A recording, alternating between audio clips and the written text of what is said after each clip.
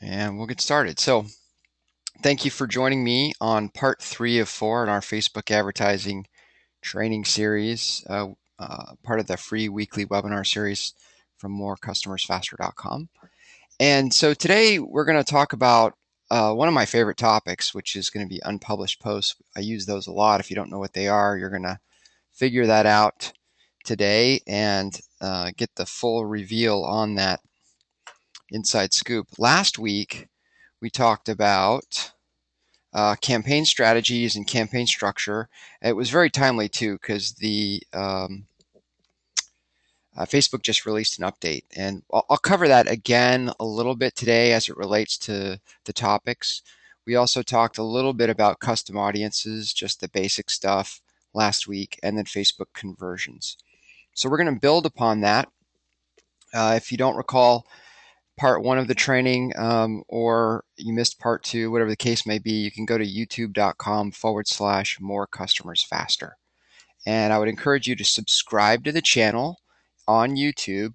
So when you go there, there's a subscribe button. Just click that button, and then what will happen is you should get an email from YouTube whenever I upload a new training video.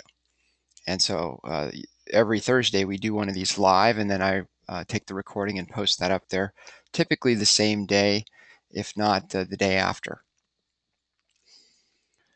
So what we're going to talk about today are unpublished posts. As I mentioned earlier, this is my top secret form of advertising. I pretty much do this 90% of the time.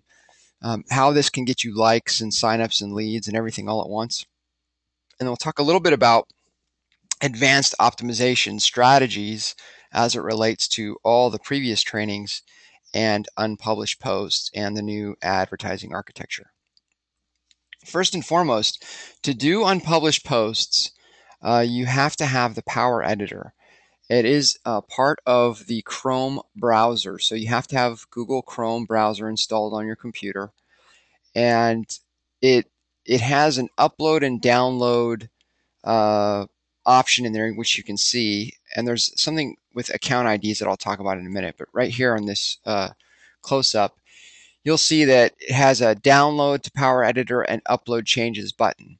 If you're familiar with Google AdWords Editor, which is a desktop application, that's kind of how this works. So in other words, even though it's inside the Google Chrome browser, which is one of the reasons people get confused about it, it's not actively updating your Facebook account. So you could literally go in here, create 500 ads, set your ad budget to $1 million, but if you don't hit upload, it doesn't actually go to your Facebook account. The other thing is the advertising account IDs will show up as numbers if you don't have your account properly labeled. So this isn't so important when you're only dealing with your own account, but if anybody is managing your account for you, or if you have more than one, or if you're managing one for someone else, the problem is that everybody's account's going to look like a bunch of numbers. Now, the way you fix that, or make sure that your ad account is set up correctly to show your name or your company, is go to the settings area inside the Facebook Ad Manager and just put an account name in there. It can be anything you want, and you can change it anytime you like. And then what will happen is it'll just show up in that list, like you see in section 2 right here. So let's get into unpublished posts. So unpublished posts, first of all, to do them, you need to, as I said, be in the Power Editor.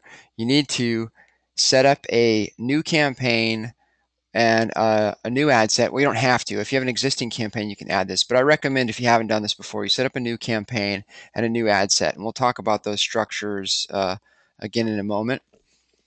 And then what will happen is that new campaign will show up in your list of campaigns. I'll show you a broader screenshot here in a moment that kind of covers the whole thing. And so you need a new campaign. As part of the new campaign, you get new ad sets, and then under the ad sets, you get ads. And unpublished posts are really just a type of ad, right? So when you create your ad set, you'll then have the option to create ads. So all that stuff is connected together. When you create the ads, now I have a system that I use. I typically name it, ad 1, ad 2, ad 3. I also add the naming of sidebar or timeline or mobile in terms of targeting in there. And then I'll typically add any other information that I need to be able to tell the ads apart, which we'll talk about.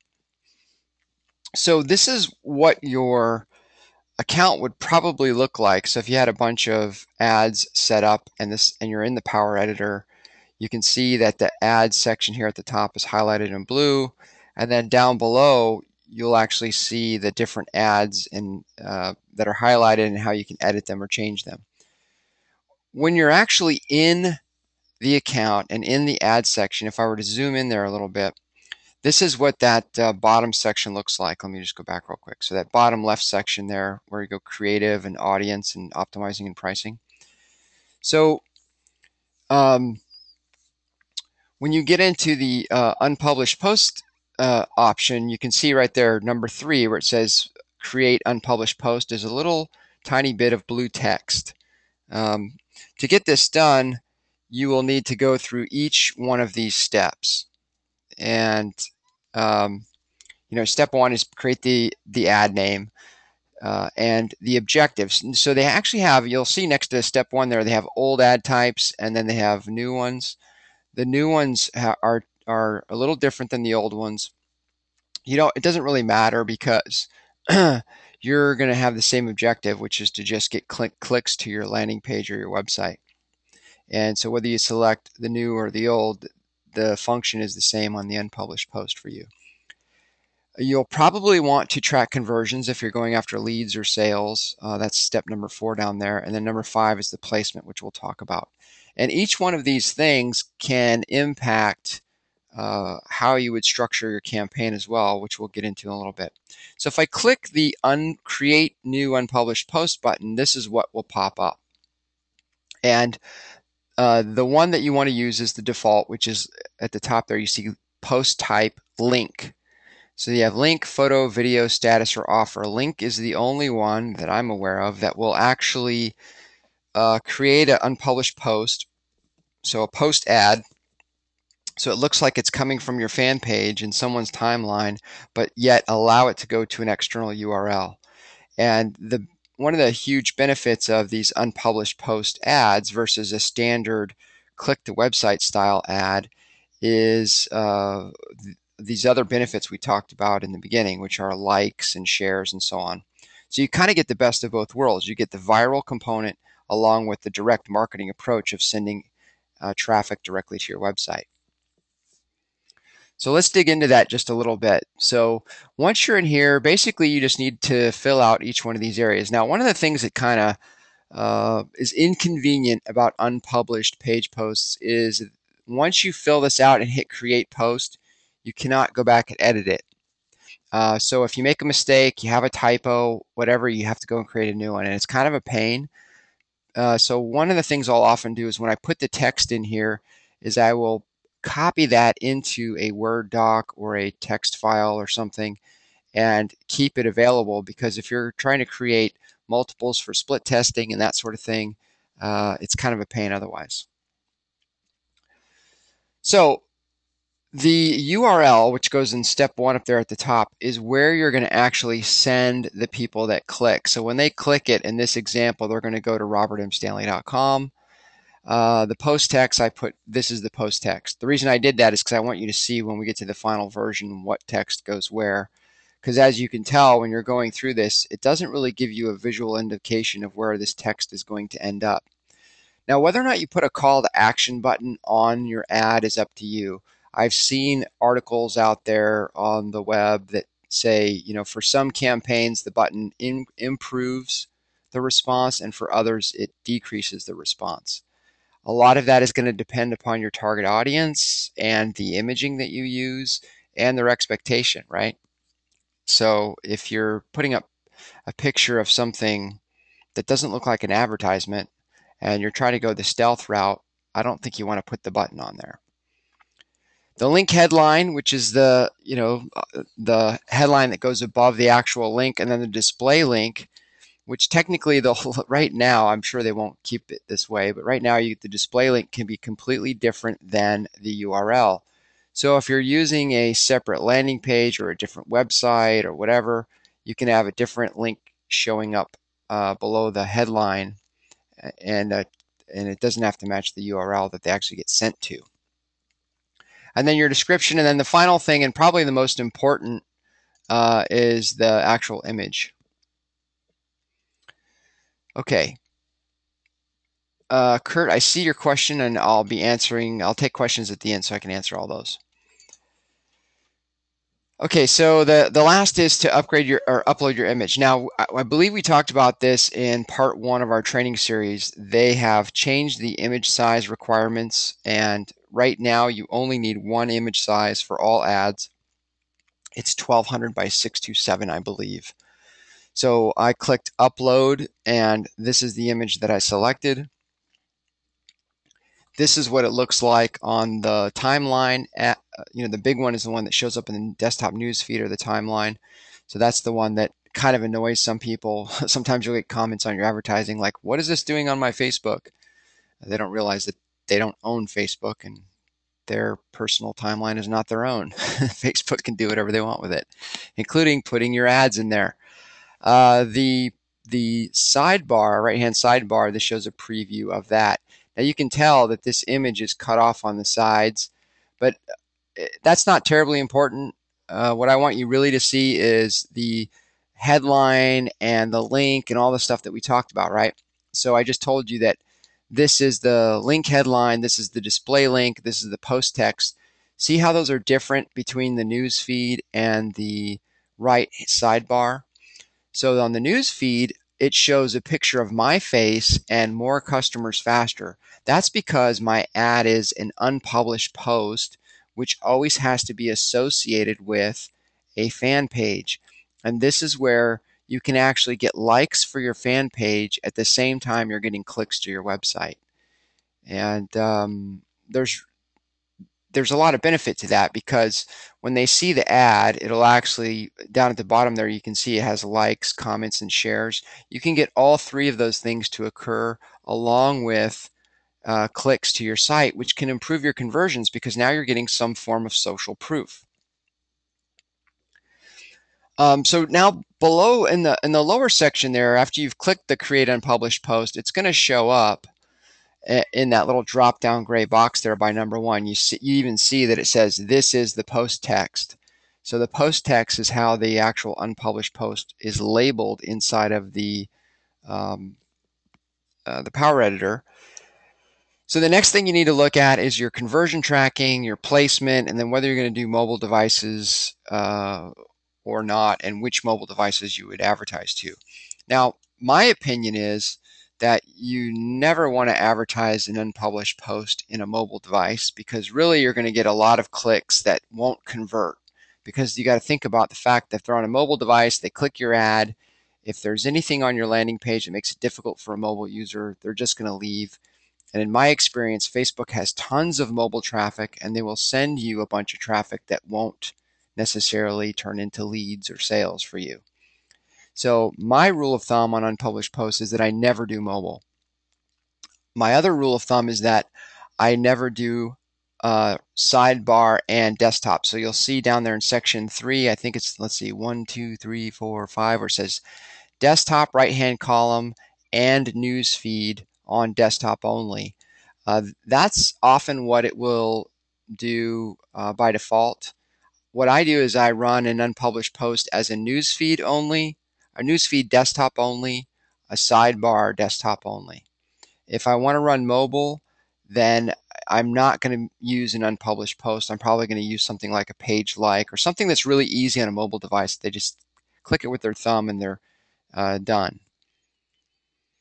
And so this is what the result's going to be. So you're going to see when you run an ad as an unpublished post, you're going to see website clicks, page likes, post likes, and other actions, the other actions portion will include things like web conversions, comments, and shares.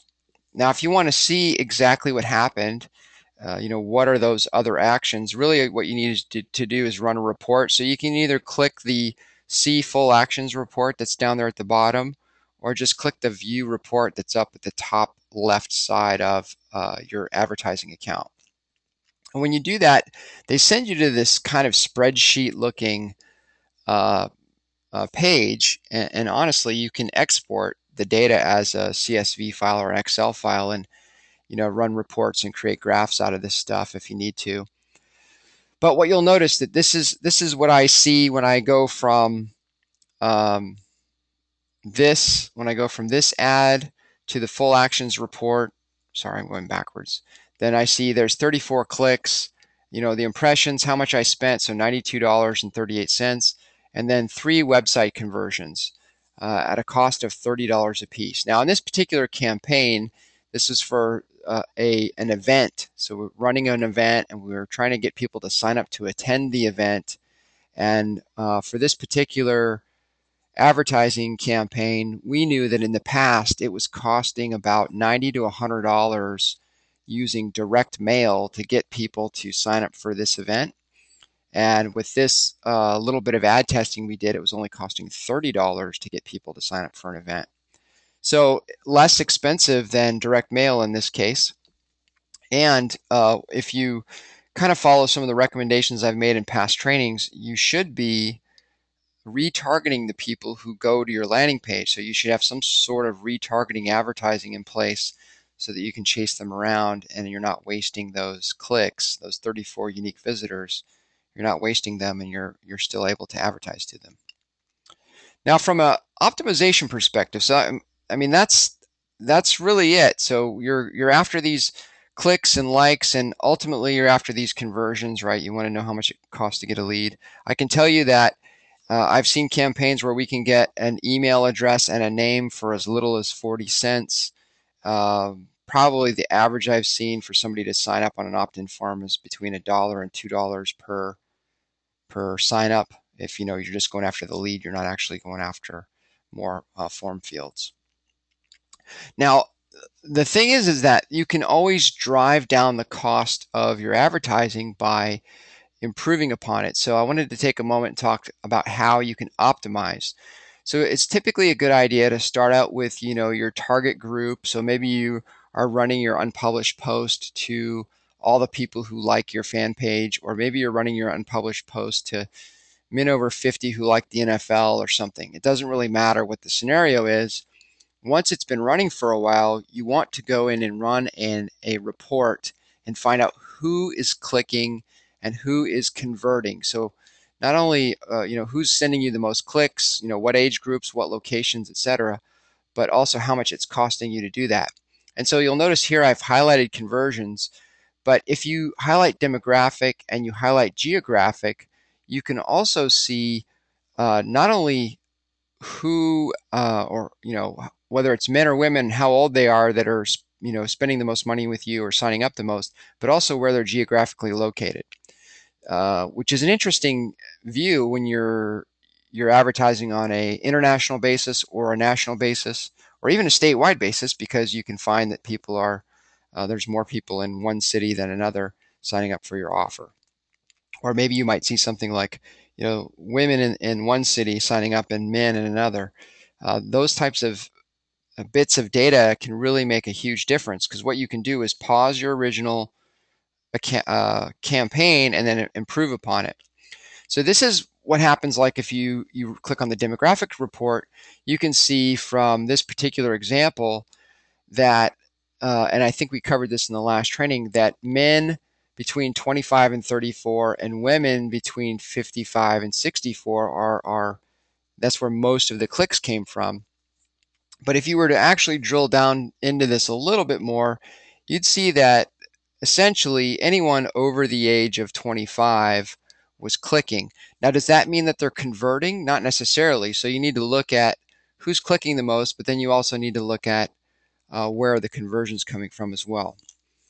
And anyone under the age of 25 basically could care less about this particular ad or campaign, so you might as well just remove them. And that when you remove people who aren't clicking, your ad costs go down. And the reason is that your click-through rates go up, and the higher your click-through rate is, the lower your cost per click. It's very similar to Google AdWords if you're familiar with that platform.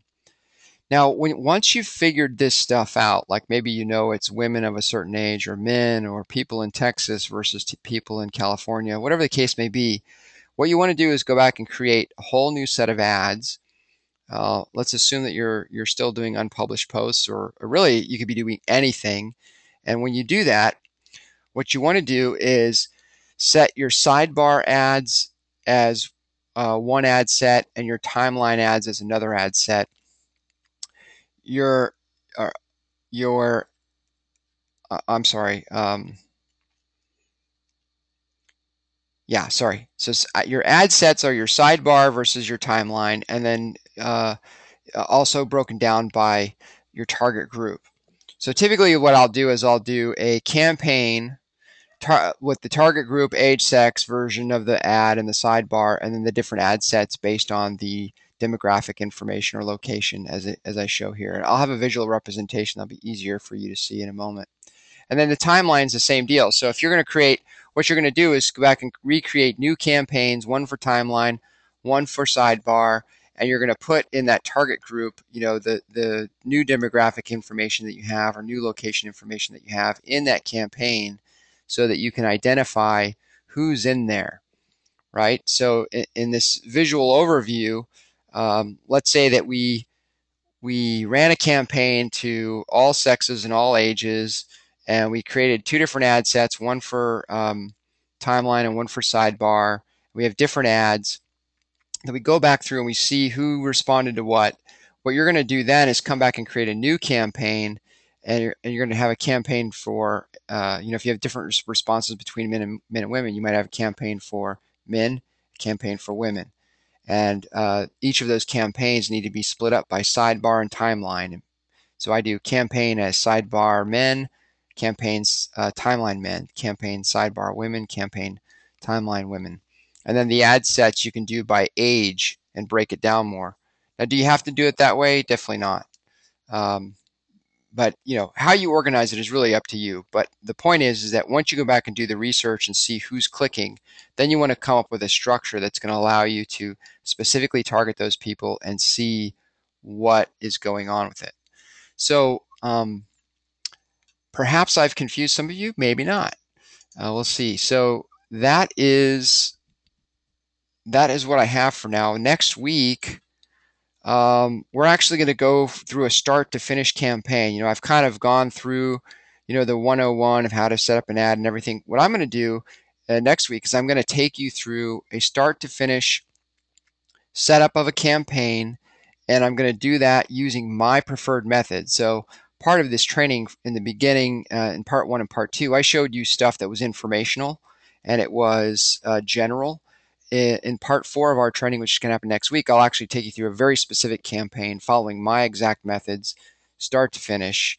And then we should have the members area done, and then I'm going to give you a cheat sheet for doing that yourself. So like a checklist document that you can print off or whatever, a PDF, so that you don't have to go back and watch the YouTube videos if you don't want to. Mike says $90 to $100 per conversion. Yeah, question mark. What are you asking, Mike? Is there something specific related to that? So Kurt also asked, are these unpublished posts free or do they come under the PPC costs? Maybe that question was answered by showing you, but no, nothing you do in the Facebook advertising area is free. In fact, there's been a lot of research to indicate that Facebook has done more and more to make it impossible to really get free advertising. So you get less distribution on, less viral stuff for free because honestly, they want to make money. Then he asked, do you get these slides? Not currently, you don't get the slides, but it's possible that I be comfortable putting them up in the members area. So what I'll try to do instead of that, because these slides are subject to change, is give you a cheat sheet that kind of summarizes all this stuff for you that you'll get in the members area. And Richard says, sweet. Any other questions before I move on? So that's what's coming up next week. I also wanted to let you know that I've got 2 free workshops here in California on April 17th and April 18th. One is in San Diego and one is in Temecula. I've been invited to present some of this information and and some information that you haven't seen actually, some case studies and such. With Henry Evans from Time Zone Marketing, he's one of the uh, GKIC independent business advisors here in Southern California. And so I'll be there speaking. If you want to come hang out and talk, or if you want to see the presentation, whatever, you're invited. I will email out a link, but I don't think you can register yet because he has to set it up. But you can go to Time Zone Marketing and find information about that. Or if you come back to the morecustomersfaster.com site after April 4th, there'll be a registration link on the website, and I will of course email this out. So if you're in California, you're invited to that. Kurt says, do you ever use software to automate the process?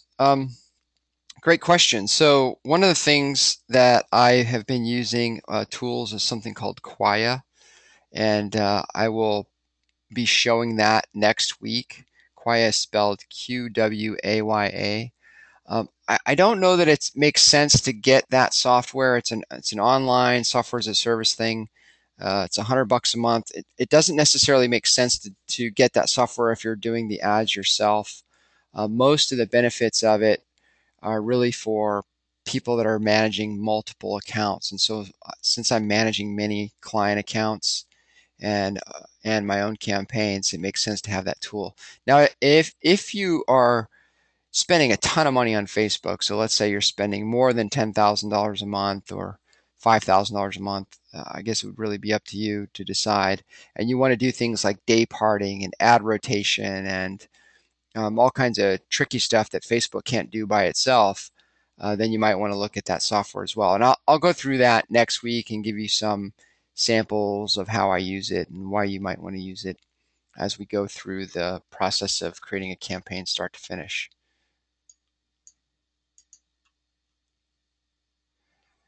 Ad posting, Kurt says, what about ad posting software for newsfeed ads? Are you talking about like bots, like automation type things? I mean, I suppose that that stuff might work. I haven't tested anything like that. What I've discovered in my years as an internet marketer is that the shortcut typically never lasts. So if it's a legitimate ad post, posting capability, like you're using something like Hootsuite and doing, classic Facebook marketing things, those are sustainable. The problem with some of the bots out there is that they may or may not be in violation of Facebook's terms of service, which could uh, risk your account, could get you kicked out of Facebook, which means you wouldn't be able to advertise on there in the future, or something like that. I don't know without knowing exactly what the software is, but um, the bottom line is, if you wanted to advertise on Facebook, I would just buy the ads. I mean, I've in every scenario that I've done advertising on Facebook, there's been a return on investment for myself and my clients. So unless you're just working on short-term, make money overnight IM stuff, there's no reason that you couldn't buy advertising and make this work for you. If you wanted to send me the software you're talking about, like go to the morecustomersfaster.com site and hit the question box there and put it in. I'll take a look at it and respond if you'd like, or just send an email to support@morecustomersfaster.com. I'd be glad to comment further on it, but it's hard to say without actually looking at the software. So that's it. We're at the end of the show here. So next week, we'll talk about a specific set of our specific start to finish ad campaign. Let me put that slide back up, and hopefully have the members access done and your cheat sheet so you can follow that when you get ready to run your own ads. And that's about it. Any other questions before we wrap it up? Hopefully I get to see you next week. Richard is asking about setting up a campaign for, I assume, for you or for one of your clients or something. Richard, just send me an email to support@morecustomersfaster.com, or just go to the website and fill out the form on there, and we can set up a time to talk or just go back and forth via email. Thank you, Mike. And thank you, Richard. All right, well, that's it, guys. I will take this down, this recording down, put it up on the YouTube channel. Again, the recording will be at the youtube.com/more customers faster, along with the old training. And thank you, Richard and Waldo, for your nice, kind words. And we'll see you next week, hopefully. Bye.